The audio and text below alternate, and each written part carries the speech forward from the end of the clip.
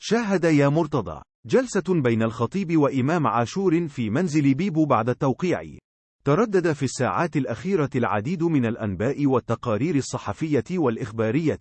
التي أشارت إلى اقتراب مسؤولو النادي الأهلي من إبرام التعاقد مع إمام عاشور لاعب الفريق الأول لكرة القدم بنادي ميتلاند الدنماركي خلال فترة الانتقالات الصيفية الجارية، في ظل احتياج الفريق الأحمر له بجانب رغبة السويسري مارسيل كولر المدير الفني للفريق الأحمر في التعاقد مع اللاعب. وأشارت التقارير الصحفية إلى أن السويسري مارسيل كولر المدير الفني للفريق الأول لكرة القدم بالنادي الأهلي شاهد العديد من المباريات إلى إمام عاشور لاعب الفريق الأول لكرة القدم بنادي ميتلاند الدنماركي، حيث وافق على ضمه والتعاقد معه خلال فترة الانتقالات الصيفية الجارية، لا سيما أنه سيكون أفضل بديل لحمدي فتحي على حسب ما ذكره كولر للمسؤولين داخل الأهلي.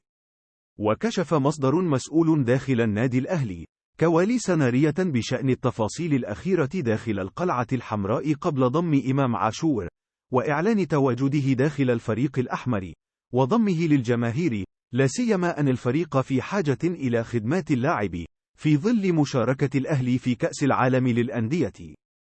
وأكد المصدر المسؤول داخل النادي الأهلي في تصريحات خاصة لام أهلي نيوز محمود الخطيب رئيس النادي الأهلي يعقد جلسة خاصة مع إمام عاشور في منزل الخطيب مساء اليوم بعد توقيع اللاعب على عقود انتقاله إلى النادي الأهلي منذ 4 أيام، حيث يحرص بيبو على عقد جلسة مع اللاعب قبل الانضمام رسميا بتدريبات النادي الأهلي والتأكيد على ضرورة تقديم 100% من مجهوده للفريق والترحيب به داخل القلعة الحمراء.